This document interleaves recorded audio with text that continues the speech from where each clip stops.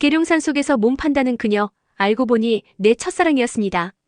계룡산 자락 아래 바람은 유독 고요하게 불었습니다. 아침마다 그 산을 오르는 노인이 있었습니다.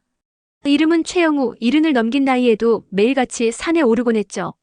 은퇴한 공무원으로 평생을 성실하게 살아온 그는 이제 아내를 떠나보낸 빈집에서 혼자 살아가고 있었습니다.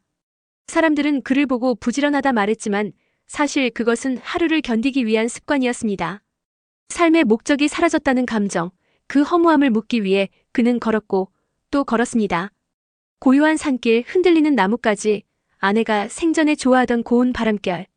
모두가 말없이 그를 반겼습니다. 영우는 산 중턱에 이르면 잠시 멈춰 앉아 숨을 고르곤 했습니다. 무릎이 성치 않아 숨이 차고 허리가 시큰거렸지만 내려가는 것보다는 올라가는 것이 더 익숙해졌습니다. 아내와의 추억이 깃든 산이기도 했죠. 결혼 초 주말마다 함께 오르며 도시락을 나눴던 그 길. 이제는 그가 혼자 걸었습니다. 말동무 하나 없는 길에서 그는 종종 속으로 중얼거리곤 했습니다. 영숙 씨, 오늘은 좀 덜 힘드네요. 그 말에 대답은 없었지만 그는 그런 독백 속에서 조금은 위로를 받았습니다. 삶이란 게 참 묘하죠. 나이를 먹을수록 주위에 사람이 없어지는데 마음속엔 오히려 더 많은 이야기가 쌓이기 시작합니다. 그날도 그는 평소처럼 산을 올랐습니다. 새벽 공기는 차가웠고 이마에는 이슬 같은 땀이 맺혔습니다. 중턱을 향해 한참을 걷던 중 익숙하지 않은 풍경이 눈에 들어왔습니다. 평소에는 아무도 없던 길목에 작은 테이블 몇 개가 놓여 있었고 그 주변에는 여성들이 서 있었습니다. 커피 한잔 하실래요? 1,000원이에요. 어느 여성이 밝게 웃으며 말을 걸어왔습니다. 순간 영우는 당황했지만 괜스레 호기심이 생겨 조심스럽게 다가갔습니다. 커피를 건네받으며 주변을 살피던 그는 한 여성을 발견했습니다. 화려한 옷차림도 짙은 화장도 하지 않았지만 어딘가 단정한 분위기를 가진 이였습니다. 그녀를 본 순간 가슴속 깊은 곳이 철렁했습니다. 기억 저편에서 꺼내놓은 듯한 낯익은 실루엣. 영우는 조심스레 그녀를 바라봤습니다. 그 모습은 마치 수십 년 전의 누군가를 떠올리게 했습니다. 그날 저녁 오랜 친구 고재만을 만났습니다. 동네의 자칭 정보통이었던 그는 눈을 동그랗게 뜨며 말했죠. 야, 너 계룡산 중턱 커피 아가씨들 봤냐? 요즘 거기 유명하다더라. 3만 원이면 별거 다 해준다더라니까. 영우는 얼굴을 찌푸리며 고개를 저었습니다. 고작 커피 한 잔 사 마신 일이었지만 고재만의 말이 이상하게 머릿속에 맴돌았습니다. 특히 그 단정한 여성의 모습이 떠나질 않았습니다. 그날 이후 그는 계룡산을 오르는 자신의 발걸음이 조금 달라졌다는 걸 느꼈습니다. 단순한 산책이 아닌 어쩌면 오래된 기억을 확인하러 가는 길이 된 것이었죠. 다음 날 아침 최영우는 평소보다 이른 시간에 집을 나섰습니다. 잠을 설친 탓이기도 했지만 어쩐지 그 여인의 얼굴이 계속 떠올랐습니다. 단정한 옷차림, 차분한 태도, 그리고 그 눈빛. 분명 어디선가 본 것 같은데 생각이 나지 않아 더욱 답답했습니다. 계룡산 입구에 도착하자 그의 걸음은 무척 가벼워져 있었습니다. 등산화를 신으며 스스로에게 중얼거렸습니다. 그냥 커피나 한 잔 더 마시고 오는 거지요. 하지만 그의 마음속에는 단순한 커피 이상의 무언가가 있었죠. 중턱에 도착했을 때 어제와 같이 테이블이 놓여 있었고 여성들이 3-3-5 모여 있었습니다. 그리고 그녀도 그 자리에 있었습니다. 그녀는 파란색 재킷을 입고 있었고 여전히 다른 이들처럼 요란하게 웃거나 움직이지 않았습니다. 조용히 커피를 내리고 말없이 손님을 맞이하는 모습이 오히려 더 눈에 띄었습니다. 커피 한 잔 주세요. 그녀가 고개를 들며 영우를 바라보았습니다. 순간 눈이 마주쳤고 영우의 가슴은 또다시 철렁 내려앉았습니다. 묘하게 익숙한 느낌, 오래전 감정의 찌꺼기 같은 것이 가슴 한구석을 건드렸습니다. 커피를 건네받으며 영우는 조심스럽게 물었습니다. 혹시 서미연 씨 아닙니까? 그녀의 눈이 아주 잠깐 커졌습니다. 그러나 곧 무표정한 얼굴로 돌아왔고 짧게 대답했습니다. 1,000원입니다. 이름에 대한 대답은 없었지만 영우는 그 순간 확신했습니다. 맞다. 서미연이다. 그는 커피값을 건넨 뒤에도 자리를 뜨지 못하고 멍하니 서 있었습니다. 그녀는 이미 다른 손님에게 시선을 돌리고 있었지만 영우의 가슴은 격하게 뛰기 시작했습니다. 그날 저녁 고재만을 다시 만난 영우는 조심스럽게 이야기를 꺼냈습니다. 야, 그 단정한 여자 말이야. 혹시 이름이 서미연이라고 들어본 적 있냐? 고재만은 피식 웃었습니다. 그 여자가? 그 이름으로 부르던 사람도 있었지. 근데 뭐 어때? 거기 있는 여자들 다 그렇다더라. 3만 원이면 연애도 된다던데. 영우의 얼굴이 굳어졌습니다. 연애라는 말. 그 단어가 오늘따라 이상하게 불쾌하게 들렸습니다. 고재만의 말이 장난처럼 들리지 않았습니다. 단정한 그녀 조용히 커피를 내리던 그 손길, 그리고 오래된 이름. 영우는 스스로를 다그쳤습니다. 괜한 착각일지도 모른다고. 그녀가 첫사랑일 리 없다고. 하지만 마음속 어딘가에서는 묵직한 확신이 들었습니다. 그날 밤 영우는 아내의 사진 앞에 앉아 오래도록 앉아 있었습니다. 사진 속 아내는 여전히 웃고 있었고 영우는 그 앞에서 고개를 떨구었습니다. 영숙 씨, 난 그냥 확인만 해보려는 거예요. 미연이라면 그게 정말 미연이라면. 그의 중얼거림은 미처 끝맺지 못한 문장처럼 허공 속에 남았습니다. 계룡산 중턱은 여전히 고요했습니다. 하루하루 가을빛이 짙어져 가던 시기, 최영우는 다시 산에 올랐습니다. 그날은 유난히 이른 시각이었죠. 아직 이슬이 마르지 않은 돌계단을 조심스럽게 오르며 그는 조용히 생각을 정리했습니다. 어제 고재만의 말이 마음을 어지럽혔습니다. 3만 원 연애 다 그렇다더라. 아무리 웃으며 넘기려 해도 그 말들이 귓가에 계속 맴돌았습니다. 중턱에 도착했을 때 아직 여성들은 자리를 잡지 않은 상태였습니다. 영우는 벤치에 앉아 기다렸습니다. 손에는 뜯지도 않은 1,000원짜리 커피 쿠폰 한 장이 쥐어져 있었고 그 손끝이 부들부들 떨리고 있었죠. 얼마 지나지 않아 그녀가 나타났습니다. 서미연. 오늘은 연보라색 스웨터에 베이지색 바지를 입고 있었습니다. 단정한 복장이 그녀와 어울렸습니다. 조용히 자리를 준비하고 테이블 위 수건을 펼치는 그녀의 동작에서 오랜 세월이 묻어났습니다. 영우는 그녀에게 다가갔습니다. 그 순간 수십 년 전의 기억이 파도처럼 밀려왔습니다. 군대를 가기 전 정류장에서 손을 꼭 잡아주던 소녀. 그 손의 따뜻함이 지금도 남아있었습니다. 커피 한 잔 주세요. 그녀는 고개를 들고 눈을 마주쳤습니다. 어제보다 한결 부드러운 시선이었지만 여전히 조심스러움이 배어 있었습니다. 영우는 그녀의 손끝을 바라보다가 불쑥 물었습니다. 정말 서미연 씨 맞지요? 이번엔 그녀가 대답 대신 잠시 시선을 피했습니다. 그리고 고개를 끄덕이지도 부정하지도 않은 채 조용히 말했습니다. 손님 1,000원입니다. 그 말은 묘하게도 예 같기도 하고 더 묻지 말라는 경고 같기도 했습니다. 영우는 지갑을 꺼내며 주머니 안을 더듬었습니다. 손끝에 닿은 것은 전날 미리 준비해 두었던 3만 원이 들어있는 작은 봉투였습니다. 그는 망설였습니다. 단순히 진심을 확인하고 싶었던 것뿐이었습니다. 그녀가 정말 그런 일에 연루되어 있는지 아니면 고재만의 말이 헛소문이었는지. 어쩌면 돈을 건네는 그 순간 진실이 밝혀질지도 모른다는 생각이 들었습니다. 봉투를 꺼내 그녀에게 내밀자 그녀의 얼굴빛이 확 변했습니다. 순간 주변 공기가 얼어붙는 듯 했습니다. 그녀는 손을 떨며 물었습니다. 조님 제가 그런 사람으로 보이십니까? 영우는 순간 얼어붙었습니다. 설명하려 했지만 목소리가 나오지 않았습니다. 봉투는 되돌아왔고 그녀는 천천히 자리에서 일어났습니다.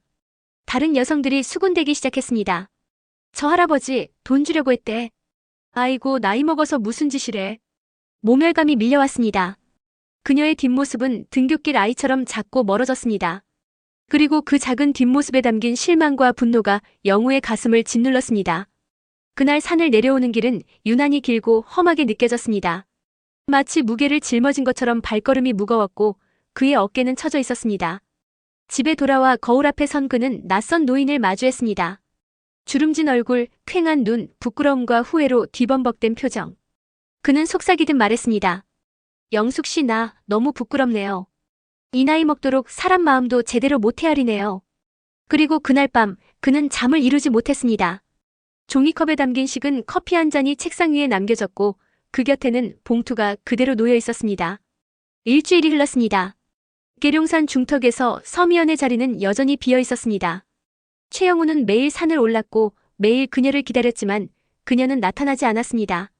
자신이 얼마나 큰 실수를 했는지 그는 매일같이 되새겼습니다.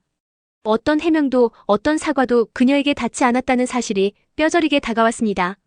오랜만에 마주한 첫사랑을 돈으로 시험하려 했던 그 순간 그는 그녀의 자존심을 무너뜨렸고 다시는 되돌릴 수 없을지도 모른다는 두려움이 마음을 조였죠. 고재만은 여전히 농담처럼 말했습니다. 야, 그냥 한번 찔러본 거잖아. 그 나이에 뭐 그런 걸로 그러냐. 영우는 더는 대답하지 않았습니다. 그의 말은 이제 농담으로 들리지 않았습니다. 오히려 자신이 얼마나 무례했는지 그걸 통해 더 절실히 깨달아가고 있었죠. 어느 날 아침 그는 용기를 내어 다시 중턱을 넘어 조금 더 높은 길로 올랐습니다. 혹시라도 그녀가 혼자 조용히 있는 건 아닐까 하는 희미한 희망 때문이었습니다. 그렇게 한참을 걷다 숲속 작은 바위에 기대어 앉아있는 뒷모습을 발견했습니다. 파란 재킷. 조심스럽게 다가가자 그녀가 천천히 고개를 돌렸습니다. 서미연이었습니다. 놀란 듯한 눈빛. 그리고 서서히 드러나는 경계와 슬픔. 영우는 숨을 고르며 다가섰습니다. 그녀는 가만히 있었고 그는 말없이 앞에 앉았습니다. 한참의 침묵 끝에 그는 조용히 입을 열었습니다. 그날 일은 정말 잘못했어요. 미연 씨를 그렇게 오해하고 그런 방식으로 다가가려 했던 거 부끄럽고 미안합니다. 그녀는 한동안 아무 말도 하지 않았습니다. 바람만이 나뭇가지를 흔들고 산새의 울음소리만이 조용히 흘렀습니다. 그리고 마침내 그녀가 입을 열었습니다. 처음엔 정말 놀랐어요. 누군가 그렇게 다가오리라곤 상상도 못했거든요. 그냥 조용히 커피나 팔면서 하루를 버티는 게 다였는데. 영우는 고개를 들었습니다. 그녀의 얼굴엔 슬픔이 스며 있었고 동시에 오래된 피로가 묻어나고 있었습니다. 그녀는 조용히 말을 이었습니다. 누가 제 이름을 기억하고 부른 건 정말 오랜만이었어요. 그런데 그게 그렇게 상처로 남을 줄은 몰랐습니다. 그의 가슴이 먹먹해졌습니다. 그는 손을 조심스럽게 무릎 위에 올리며 말했습니다. 서미연 씨, 미연 씨는 여전히 저에게는 소중한 기억이었습니다. 그 시절처럼 아무것도 바라지 않고 그냥 곁에 있고 싶었어요. 그녀는 놀란 듯 그를 바라보았습니다. 눈물이 고였지만 떨어지진 않았습니다. 그리고 작게 고개를 끄덕였습니다. 저도 그 시절의 기억을 버리진 않았어요. 그냥 너무 오래 지나서 이제는 잊힌 줄 알았던 거죠. 햇살이 산등성이를 넘어 얼굴을 비추기 시작했습니다. 두 사람은 그렇게 바위 위에 나란히 앉아 한참을 말없이 앉아 있었습니다. 마음이 다시 조심스레 움직이기 시작한 시간이었습니다. 그날 이후 영우는 그녀를 멀리서 바라보며 조용히 커피를 마셨습니다. 예전처럼 말은 많지 않았지만 눈빛은 서서히 따뜻해지고 있었습니다. 서미연도 그를 향해 가끔씩 짧게 인사하거나 커피를 건네며 가만히 미소를 짓기 시작했습니다. 그들에게는 아직 많은 시간이 필요했지만 무너졌던 신뢰는 천천히 다시 쌓이기 시작하고 있었습니다. 혼자였던 아침이 둘이 되는 순간 평범한 하루가 조금 달라졌습니다. 서로의 마음이 조심스럽게 움직이기 시작한 계룡산 중턱, 최영우와 서미연은 여전히 말수가 적었습니다. 그러나 침묵 속에도 정겨운 기류가 서서히 스며들고 있었습니다. 영우는 아침마다 거울을 보며 머리를 빗고 단정한 옷차림을 신경 썼습니다. 커피를 마시고 돌아오는 길에는 계절이 바뀌는 하늘을 보며 그녀의 말투와 표정을 곱씹곤 했습니다. 서미연도 한결 부드러워진 시선으로 영우를 바라봤습니다. 커피를 건넬 때 손끝이 살짝 닿기라도 하면 그들은 나란히 웃었습니다. 하지만 마음이 가까워질수록 말 못할 거리감도 함께 따라왔습니다. 그날 영우는 과감히 물었습니다. 혹시 지금은 어디서 지내고 계세요? 그녀는 커피포트를 닦던 손을 잠시 멈추더니 조용히 대답했습니다. 근처 작은 반지하예요. 딸이 외국에 있어서 혼자 지냅니다.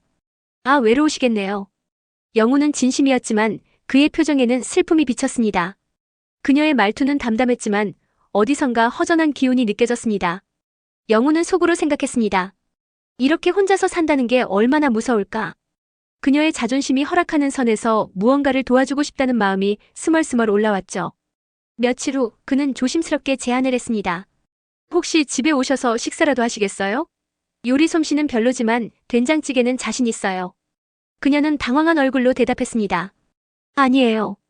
그런 건 곤란해요. 그 순간 그녀의 눈빛에는 두려움이 서려 있었습니다. 단호하지도 않지만 그렇다고 수긍하는 것도 아니었죠. 영우는 얼른 웃으며 넘겼습니다. 예. 괜한 말씀드렸네요. 죄송합니다. 그날 저녁 그는 아내의 사진 앞에 앉아 조용히 입을 열었습니다. 영숙 씨, 나는 지금 뭘 바라는 걸까요? 미연 씨가 내 마음을 오해할까봐 그래서 더 말을 못하겠어요. 혼잣말처럼 흘러나온 말들은 방 안에 가라앉았습니다. 다음 날 산에서 마주한 서미연은 여느 때처럼 단정했지만 왠지 모르게 표정이 무거워 보였습니다. 손에 들린 커피 잔이 흔들리지는 않았지만 그녀의 말은 평소보다 짧고 말끝이 잘리기 일쑤였죠. 오늘 날씨 좋네요. 네. 그렇네요. 그렇게 대화는 거기서 끝이 났습니다. 영우는 무언가 잘못되었음을 느꼈습니다. 아마도 자신의 제안이 그녀에게 또 다른 부담이 되었던 모양입니다. 그날 오후 고재만이 전화를 걸어왔습니다. 야, 너 요즘 그 여자한테 꽂혔다며? 조심해. 아무리 예뻐 보여도 결국은 다 그런 사람들이야. 거기 모인 여자들이 어쩌다 저리 됐겠냐? 영우는 아무 말도 하지 않았습니다. 하지만 고재만의 말은 가시처럼 박혀들었습니다. 마치 자신도 모르게 그녀를 그런 눈으로 보고 있었던 건 아닐까? 그녀의 삶을, 그녀의 선택을 함부로 판단하고 있던 건 아닐까? 그날 밤 그는 다시는 쉽게 어떤 감정도 표현하지 않겠다고 다짐했습니다. 그러나 마음은 이미 움직이고 있었습니다. 그녀의 쓸쓸한 눈동자, 단정한 옷자락, 그리고 흔들리는 손끝. 영우는 알고 있었습니다. 그녀를 단순한 동정이나 외로움으로 대하고 싶지 않았습니다. 그는 함께 살아온 세월의 무게를 존중하고 싶었습니다. 하지만 과연 그것이 그녀에게도 닿을 수 있을까요? 계룡산 중턱에서의 아침은 언제나 조용했습니다. 하지만 그날은 조금 달랐습니다. 공기엔 이상하게 따뜻한 기운이 감돌았고 하늘은 맑게 트여 있었습니다. 최영우는 서미연을 볼 수 있을까 조심스레 기대하며 걸음을 재촉했습니다. 오랜 시간 그녀에게 다가가려 했지만 그녀의 표정 속엔 여전히 단단한 벽이 느껴졌습니다. 그는 그것이 자신의 잘못임을 알고 있었죠. 그 벽을 허물기 위해선 무엇보다 진심이 필요했습니다. 중턱에 도착했을 때 그녀는 이미 자리를 잡고 있었습니다. 연한 녹색 스웨터를 입고 있었고 손에는 작은 수건이 들려 있었습니다. 테이블을 닦는 그녀의 동작은 언제나처럼 조심스럽고 조용했습니다. 영우는 그녀에게 다가가 말없이 커피를 주문했습니다. 그녀는 천천히 고개를 들어 그를 바라보았고 두 사람의 시선이 잠시 엇갈렸습니다. 오늘은 평소보다 이른 걸음이시네요. 서미연이 먼저 말을 걸었습니다. 그 한마디에 영우는 순간 가슴이 찌르르하게 저려왔습니다. 네. 오늘은 그냥 마음이 조금 먼저 움직였네요. 서로 웃음을 지었고 잠깐의 침묵이 흘렀습니다. 그 침묵은 불편하지 않았습니다. 마치 오랜 지인 사이에만 흐르는 익숙한 공기처럼 두 사람은 벤치에 나란히 앉았습니다. 햇살이 두 사람 사이를 비추고 있었고 미연은 가방에서 작은 도시락을 꺼냈습니다. 조촐한 김밥 몇 줄이었습니다.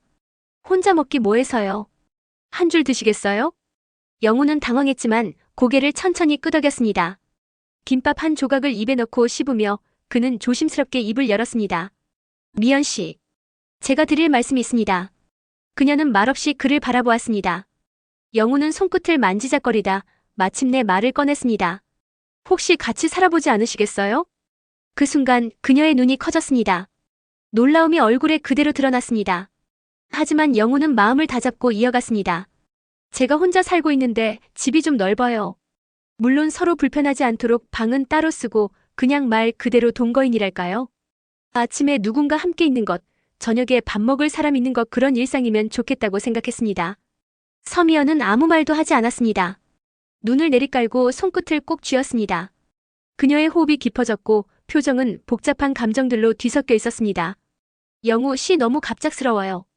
그 말에 영우는 고개를 끄덕였습니다. 예. 저도 알아요. 갑자기 들이민 말이라는 걸. 하지만 이건 오래 생각한 진심입니다. 다른 뜻은 없어요. 그저 함께 나이 들어가고 싶다는 소망일 뿐입니다. 그녀는 입을 다물고 고개를 숙였습니다. 그리고는 조용히 일어났습니다. 생각할 시간이 필요해요. 그 말에 영우는 더 말하지 않았습니다.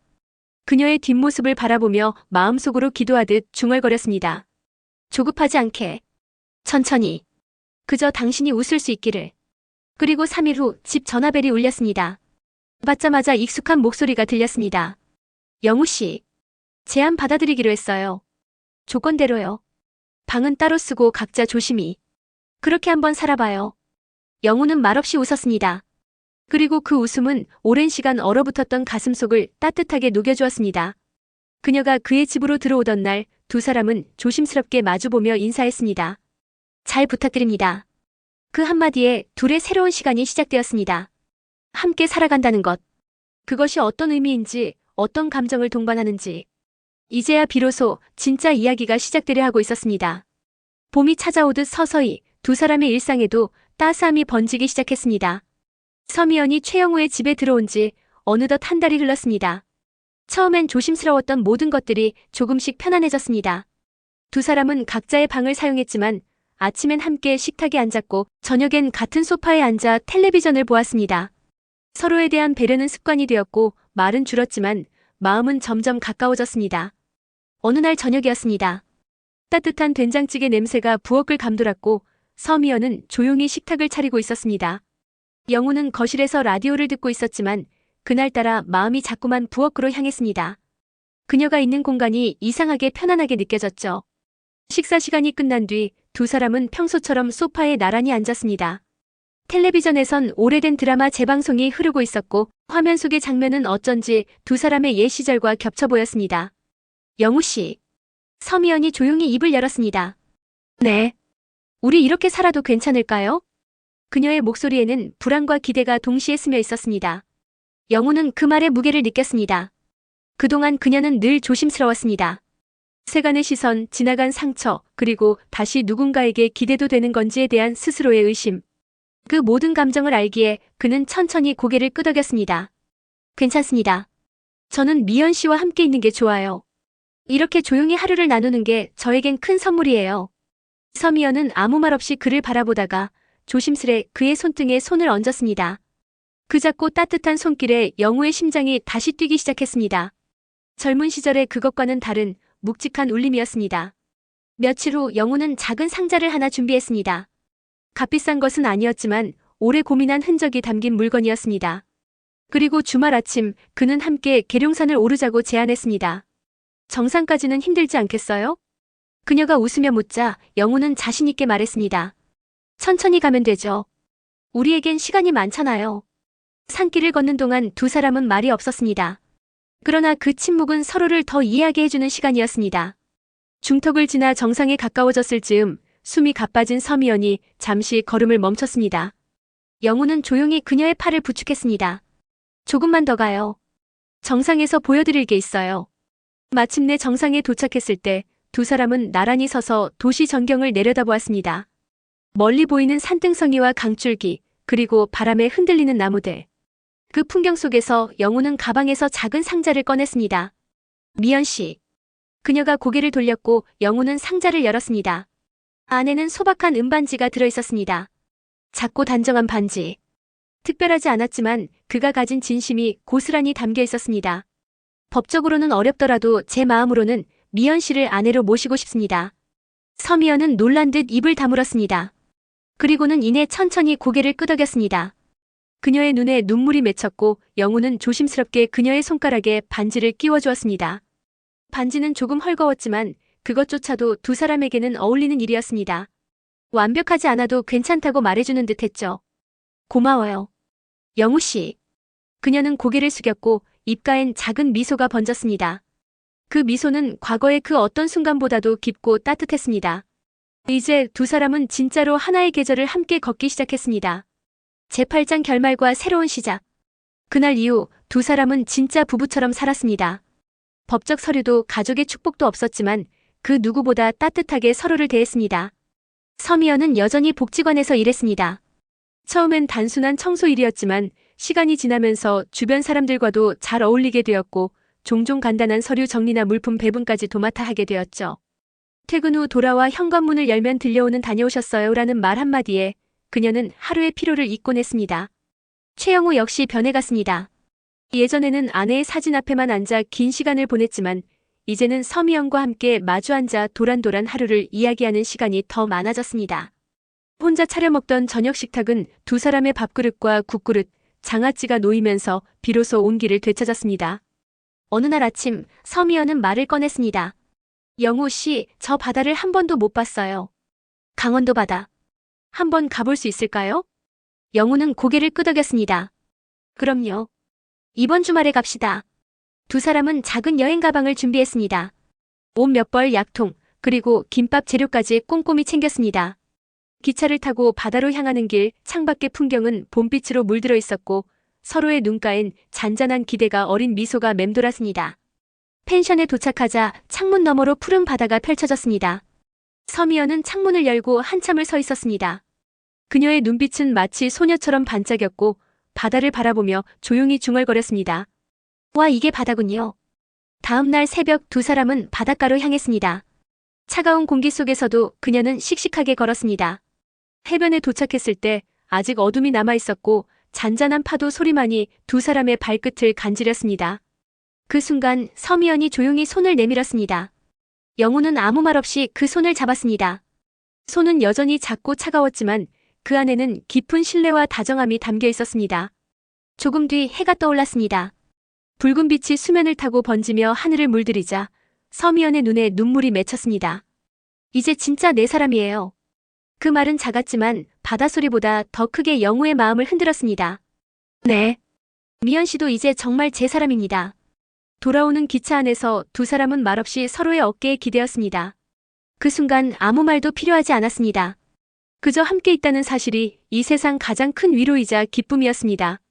그 후로도 두 사람의 일상은 특별할 것 없이 평범했습니다. 하지만 그 평범함 속에서 잊고 지냈던 온기와 사랑, 그리고 위로가 꽃피기 시작했습니다. 아침에 눈을 떴을 때 옆에 누군가가 있다는 것. 함께 밥을 먹고 함께 거실에 앉아 텔레비전을 보며 웃을 수 있다는 것. 그 모든 것이 두 사람에게는 기적이었고 축복이었습니다. 늦은 나이에 다시 만난 첫사랑. 고단한 세월을 지나 찾아온 두 번째 봄. 그들은 이제 서로의 이름을 부르며 살아갑니다. 부를 수 있다는 것만으로도 가슴이 벅찬 오늘을 살아갑니다. 계룡산 중턱의 작은 커피 테이블, 소박한 반지 하나, 바다를 바라보며 잡은 손. 그 모든 장면이 두 사람의 새로운 인생의 첫 페이지가 되었습니다. 그 봄은 늦었지만 누구보다 따뜻했습니다.